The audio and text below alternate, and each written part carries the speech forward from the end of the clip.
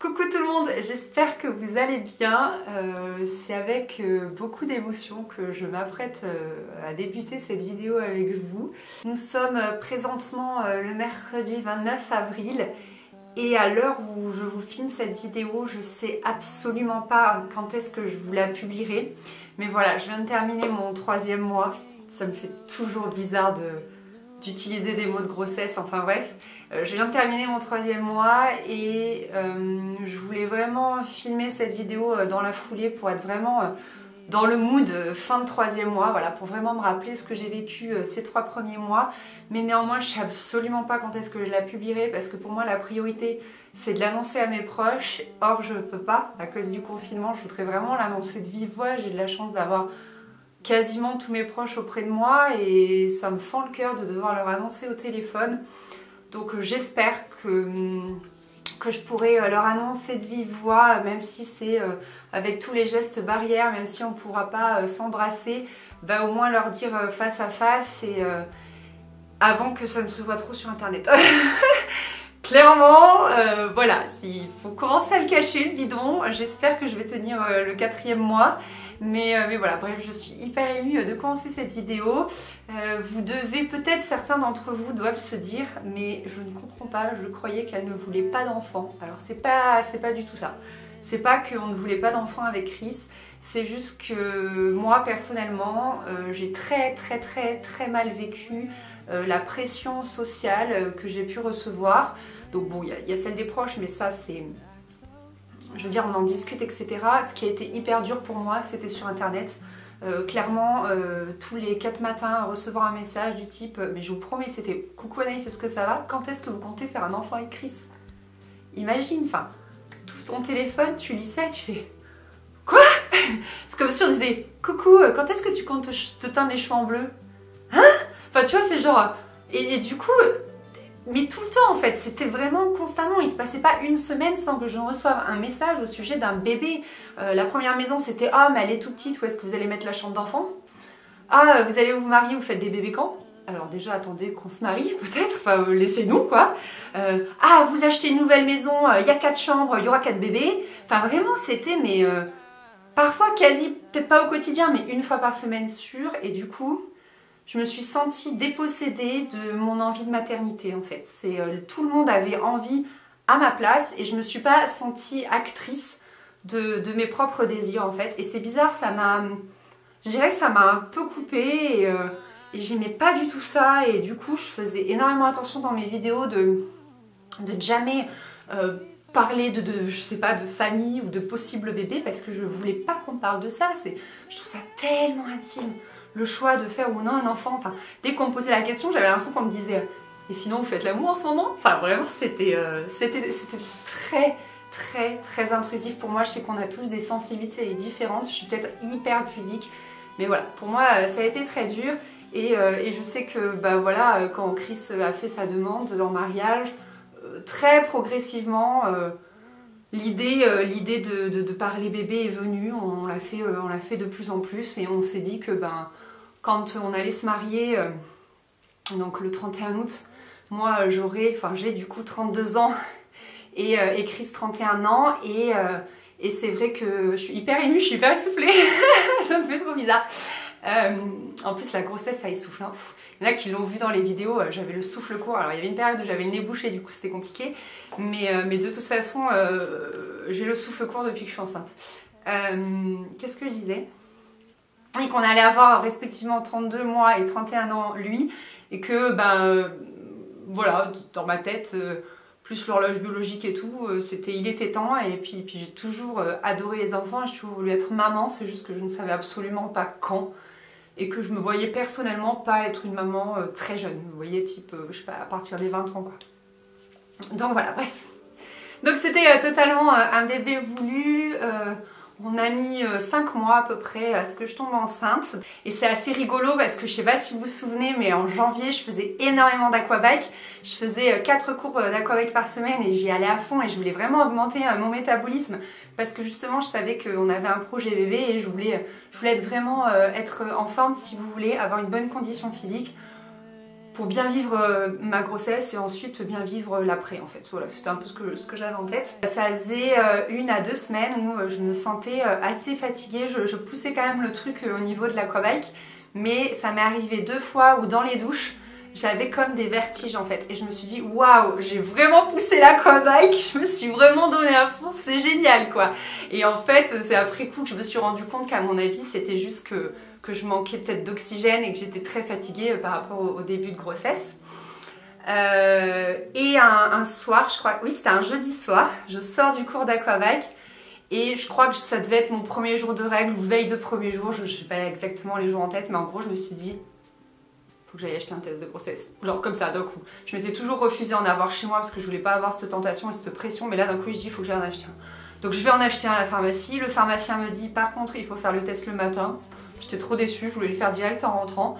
Donc du coup je rentre chez moi, je dis pas à Chris que j'ai acheté un test de grossesse et on dort et le lendemain matin il part au travail, il part à 6h et là à partir de 6h du matin je t'ai réveillée, je me suis dit qu'est-ce que je fais? Est-ce que j'attends samedi matin de pouvoir faire le test avec Chris? Est-ce que je lui en parle? Est-ce que je lui en parle pas? Qu'est-ce que je fais et tout? 8h du matin, je tenais plus, je me suis levée, j'ai fait ce test. Et là, mais écoutez, c'est hyper intime de vous parler de ça, mais c'était tellement incroyable que ça me fait plaisir de le raconter en fait. Direct, alors le mien, parce que tous les tests de grossesse sont différents, mais il y avait 2 cases. Une case où il y avait une barre pour dire que tu avais fait correctement le test, quoi, un témoin pour dire que le test fonctionnait, et une autre barre qui devait apparaître si tu étais enceinte. Donc si tu n'as qu'une barre, il se passe rien, t'es pas enceinte, si tu as 2 barres, tu es enceinte. Et en fait, moi direct, la barre du témoin comme quoi j'avais fait bien le test était là, mais là où il devait y avoir la deuxième barre, tout était coloré. Et là je suis ok et tout, et sur la notice il disait 5 minutes tout pile, donc j'avais mis mon minuteur sur mon téléphone, 5 minutes tout pile. Et des 2 minutes, je crois, ou 3 minutes, la deuxième barre est apparue. Et je vous promets, j'avais la tête dans le brouillard parce que je venais de me réveiller. Vous voyez, je voyais un peu flou, j'avais pas mes lunettes. J'étais complètement machin. Et j'ai cru que mes jambes allaient me lâcher, en fait. J'y croyais pas, je comprenais plus. Pour moi, 2 barres, je comprenais plus ce que ça voulait dire. J'avais plus du tout les idées claires. Je ne comprenais pas ce qu'il y avait sous mes yeux, quoi. Et là, j'écris à ma copine Elsie, qui est ma témoin. Et je dis, coucou, t'es dispo, j'ai besoin d'aide. Le message pas du tout flippant. Je sais que c'est pile l'heure où elle devait partir de chez elle pour aller au travail. Je voyais à peu près. Et elle me dit oui. Et je lui envoie la photo et elle me fait... Je crois qu'elle m'a écrit un truc genre « Ah !» au-dessus, il me semble. Et après on s'est appelé, on s'est eu au téléphone pendant une demi-heure et j'étais complètement... je savais plus dans quel état d'âme j'étais... En tout cas, je tremblais de tous mes membres, j'étais dans tous les états, et à partir de là, ça s'est très vite enchaîné, j'ai pris rendez-vous chez le médecin, je suis allée faire une prise de sang.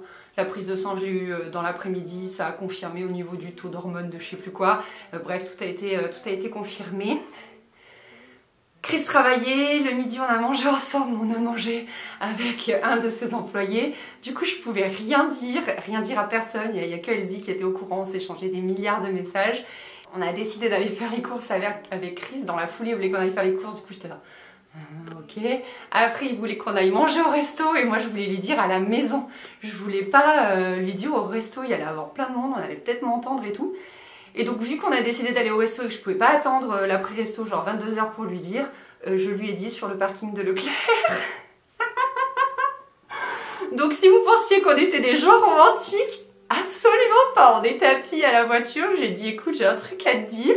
Je lui ai montré la photo du test de grossesse que j'avais envoyé à Elsie et voilà.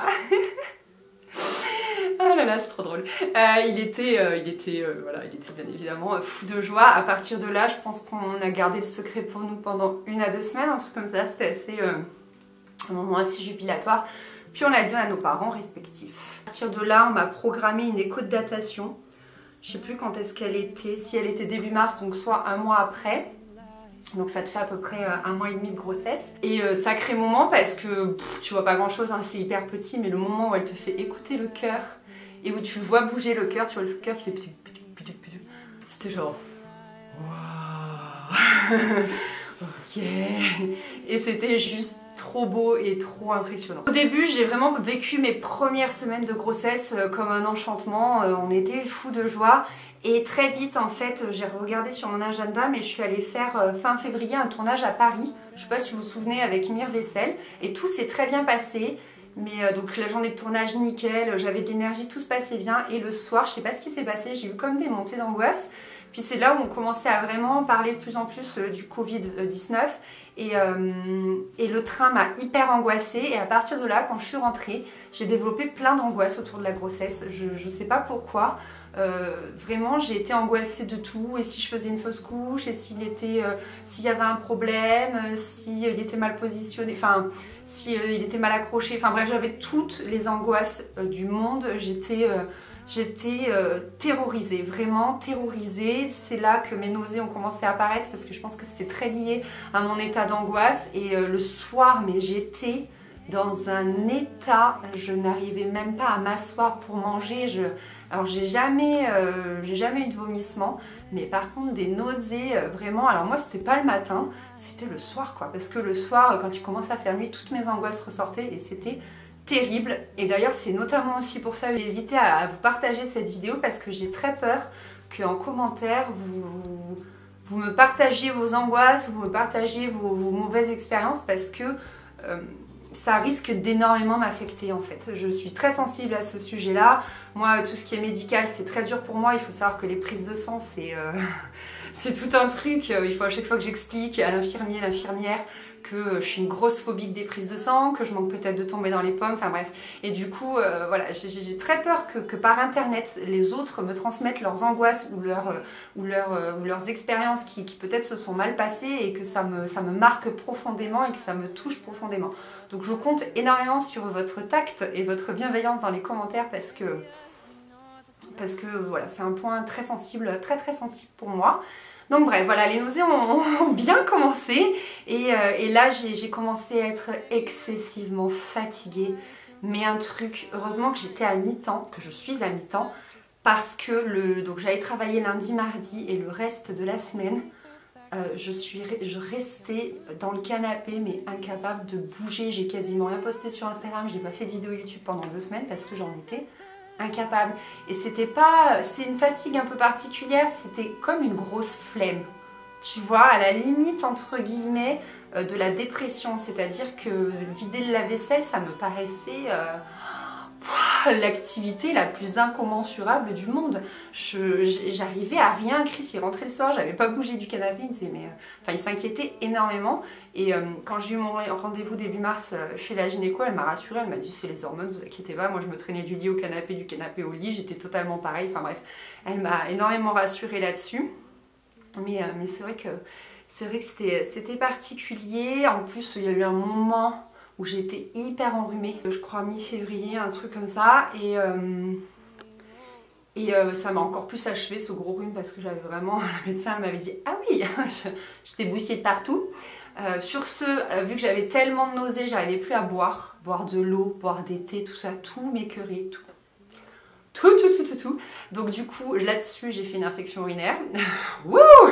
Et alors, ce rhume plus l'infection urinaire, c'était un peu des excuses sur Instagram pour vous dire bah, j'ai pas la forme, donc ciao quoi. Et pas juste j'ai pas la forme parce que je suis enceinte et que du coup, comme je suis enceinte, mon système immunitaire est à plat, du coup je chope tout, machin, enfin bref. Ça a été un bon moyen de me cacher derrière mon rhume et mon infection urinaire. Et ensuite, il y a eu toute cette histoire de coronavirus qui commençait à être toujours plus présent. Moi, j'appelais ma gynéco, mon médecin, je leur disais est-ce que vous pensez qu'il faut que je sois arrêtée, que j'arrête de travailler parce que je suis en contact avec de nombreuses personnes. Ils me disaient non, vous inquiétez pas, etc. Très bien, très bien. Et je sais que la dernière fois où j'ai appelé, c'était un mercredi, donc vous savez, je travaille lundi, mardi, et le médecin m'a dit non, mais de toute façon, à mon avis, on n'est pas loin d'entrer en confinement. Et effectivement, le week-end qui a suivi, on est tous entrés en confinement. Donc voilà. Et à partir de là, à partir du confinement, je crois que j'ai eu la première semaine où j'avais encore des nausées. Et au milieu de mon 3e mois, j'ai vraiment mes nausées qui sont parties de manière très progressive. J'avais vu des filles qui disaient que c'était un peu en on-off, c'était parti comme c'était venu. Moi, ça a été hyper progressif. Et là, aujourd'hui, au moment où je vous parle, j'ai plus du tout de nausées, j'ai plus du tout d'angoisse, j'ai plus du tout de fatigue. Ça reste un peu en dents de scie le moral parce que je suis un peu peinée de ne pas pouvoir l'annoncer à mes proches comme je le souhaiterais et de ne pas savoir quand je vais pouvoir l'annoncer à mes proches. Donc j'espère très sincèrement que je vais pouvoir le faire avant que ce soit trop visible et voilà, donc mon moral est un peu en dents de scie, mais mon énergie est pas mal revenue. Il y a toujours des grands moments d'abattement, notamment après manger, que ce soit le midi ou le soir, où je suis genre... canapé m'appelle et je vais m'effondrer dans le canapé pour une petite heure. Voilà, j'ai des grands moments de fatigue et des grands moments d'énergie, donc c'est assez drôle. Et voilà, voilà à peu près pour mes symptômes. 2 symptômes également que j'ai eu tout de suite, c'est la poitrine qui fait mal. La poitrine, elle a été tout de suite très sensible, comme des ballons qu'on avait trop gonflés. J'ai pas spécialement la poitrine qui a grossi, mais juste elle était extrêmement tendue. Donc là, j'ai quasiment plus de douleur. Ça m'arrive d'avoir des poussées, mais ça va. Et ensuite, tout de suite, j'ai eu très mal au ventre, en bas, vraiment au niveau de l'utérus. Et en gros, ma gynéco m'a expliqué que c'était les ligaments qui commençait petit à petit à se détendre et que ça tirait là-dessus et que donc c'était assez douloureux. Donc là aussi j'ai plus trop mal, de temps en temps j'ai des journées où je fais et voilà, mais il faut pas s'inquiéter. Et donc à l'écho du 3e mois, c'était de la pure folie. J'ai dû la faire seule, malheureusement Chris n'a pas pu venir avec moi, mais l'échographe m'a autorisé à mettre mon téléphone et à filmer toute la séance. Et là c'était genre le moment d'émotion, de folie, parce que contrairement à l'écho de datation, t'avais sous les yeux un vrai bébé en fait. Elle m'a montré les 2 jambes, les 2 pieds, les 2 bras, les 2 mains. Elle m'a fait le test pour la trisomie 21, tout allait bien. Le cœur battait au rythme qu'il fallait. Le placenta, tout était bien placé. Enfin voilà, le cerveau, tout. Et rien que vous en parlez, j'ai des poils comasses. Je suis... Là, ça te rend le truc hyper réel, genre ah ouais, il y a un bébé dans mon ventre, quoi. Tellement d'émotions, et de temps en temps, je me ressors les photos de l'échographie, et je suis là et je me dis, je suis en train de créer ça, quoi. J'ai ça dans mon ventre, quoi. C'était genre... Ouais, c'était un sacré moment. J'ai eu les larmes aux yeux plusieurs fois, mais je n'ai pas pleuré. J'ai tenu. J'étais fière de moi. Et du coup, Chris était quand même très content de pouvoir voir la vidéo, et il m'a dit punaise, j'espère que je pourrai venir à la 2e écho parce que sinon je vais tout rater. Donc trop mignon, quoi. Donc voilà, j'espère que effectivement la prochaine écho il pourrait être là, à mon avis. Donc à l'heure où je vous le filme, je le sais pas, on ne sait pas. Par contre, à mon avis, à l'heure où je vous la publierai cette vidéo, l'écho sera passé en fait. Donc voilà, mystère. Voilà, je crois que je vous ai à peu près tout dit par rapport à mes symptômes liés à mes nausées. J'avais pas spécialement d'envie de femme enceinte, mais j'avais des dégoûts, des gros dégoûts. Le premier, ça a été le thé. En fait, les boissons chaudes, les infusions, tout ce que tu veux, je ne peux pas les boire. Et même si je fais des infusions et que j'en fais des thés glacés, je ne peux pas les boire. Je sais pas pourquoi, moi qui suis une grande consommatrice de thé, je n'y arrivais plus. Je n'y arrive toujours plus. Le sucre, moi qui suis un bec sucré, je ne pouvais plus rien manger de sucré. Ça me donnait des nausées. En fait, ça me laisse un goût acide dans la bouche, le sucre. Je sais pas comment dire, vraiment très... Quand vous mangez un truc de très sucré, ça me laissait ce goût-là. Mes envies de sucre sont un petit peu revenues là, avec cette fin de 3e mois, le fait que ça aille mieux et tout. C'est bien revenu. Voilà, chaque jour j'avais un peu un dégoût différent. Je sais qu'une fois j'avais fait des légumes rôtis, donc patates douces et potimarron, et donc je les fais et tout va bien. J'avais un peu d'énergie pour les couper, pour les mettre au four et tout, et au moment où je sers les assiettes, je regarde Chris et je fais ah, je peux pas les manger. Ah, je peux pas les manger. Du coup je me suis fait totalement autre chose. Enfin j'étais... c'est trop bizarre, quoi. Pareil, une fois on avait... bien avant le confinement, on avait des amis qui venaient manger. J'avais fait une tarte aux poireaux, et au moment où Chris coupe la tarte aux poireaux pour tout le monde, et moi je suis là, ah mais j'en veux pas. Je peux pas en manger, c'est pas possible. Et très vite j'ai eu envie de crudité, j'ai eu envie de salade d'été, j'ai eu envie de fraîcheur. Or, mi-mars, t'as pas du tout ce qui est tomates, concombre et tout, donc ça a été compliqué. J'ai mangé pas mal d'endives, et chose que je fais jamais, j'ai acheté des tomates hors saison, quoi.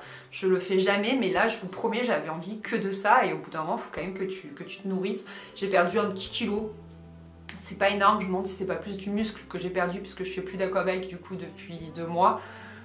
plutôt que du poids, j'en sais rien, mais en tout cas, voilà, avec tout le sucre en moins que je mangeais pas et le fait que mon appétit était bizarre, voilà. Mais bon, là c'est bon, tout est rentré dans l'ordre, je suis revenue à mon poids initial d'avant grossesse, en gros j'ai le même poids que quand je suis rentrée de voyage de noces. Ça me fait rire parce que, si vous voulez, au mariage, en fait, je faisais 4 kilos de moins.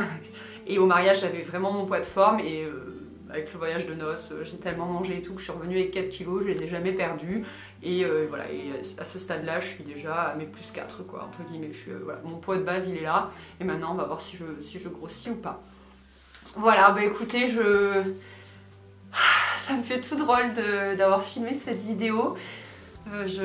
Vraiment, hein, encore aujourd'hui, je sais pas si je vais la publier, mais je pense que oui, mais c'est juste que là, ça me fait bizarre parce que elle est filmée, mais c'est encore un secret, il y a très peu de monde qui est au courant. En gros, il y a mes parents et nos parents respectifs, il y a maintenant nos frères et sœurs, et également quelques amis. À force, on avait envie de le dire à certaines personnes. J'ai quelques copines, notamment...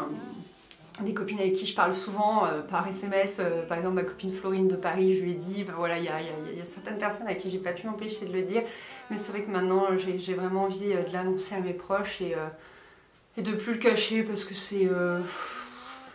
on se donne cette période des 3 mois, mais c'est dur à cacher, puis c'est vrai que maintenant ça commence à être de plus en plus visible, donc je voulais vous le montrer d'ailleurs. C'est pas la folie, vous attendez pas à un ventre, mais quand même ça commence à se voir. Et d'ailleurs ça me fait bizarre parce que c'est la première fois que je porte quelque chose de moulant, alors que depuis le début je suis en mode truc très large parce que très vite j'ai pas pu porter mes jeans parce que ça me faisait mal, ça appuyait. Donc j'ai très vite été en legging pull quoi. Et donc voilà, je cache à mort, je cache quoi qu'il arrive, je veux pas que ça se voit. Et là pour cette vidéo j'ai mis quelque chose de moulant et ça me fait genre trop bizarre. Donc voilà... mon petit bidon de 3 mois, c'est pas énorme, mais je peux vous dire qu'il est là. Je me suis mesurée au niveau du nombril, et parce que c'est une mesure que j'avais déjà, parce que j'avais fait, vous savez, du LPG, de la cryopolyse et tout. Et il s'avère que j'ai pris 6 cm de tour de ventre. Voilà, donc c'est pas énorme, mais j'ai pris 6 petits centimètres. Voilà tout le monde, bon j'espère que cette petite vidéo vous a plu, elle était assez longue, hein. J'ai pas mal parlé, mais ça fait du bien d'extérioriser tout ça, parce que c'est vraiment... Ce sont des beaux moments et ça fait du bien de parler des beaux moments. Je sais pas du tout si je vous filmerai une vidéo sur le 2e trimestre de grossesse, le 3e, sur l'accouchement, des trucs comme ça. Je sais absolument pas ce que je vais faire. Je ferai comme toujours, je ferai au feeling et comme ça me vient, ce que j'ai toujours fait, que ce soit pour les vlogs chantiers, que ce soit pour les vidéos recettes, je fais au feeling. Donc voilà, je vous promets rien, mais ce sera toujours fait avec beaucoup de cœur et de passion. Voilà, je vous fais des gros bisous. Salut!